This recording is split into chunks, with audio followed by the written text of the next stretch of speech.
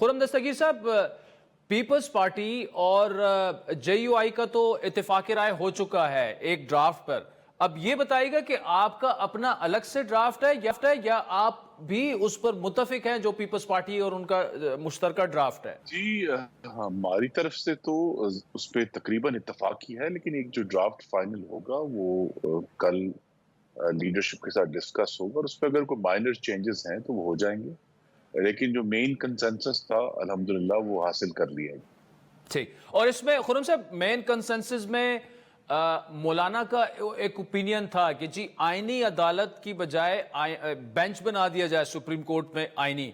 तो क्या अब मौलाना साहब जो हैं वो आईनी अदालत पे ही मुत्तफिक हो चुके हैं या आप दोनों जमातें जो हैं वो आईनी बेंच पे उनके साथ इत्तेफाक राय हुआ है आपका?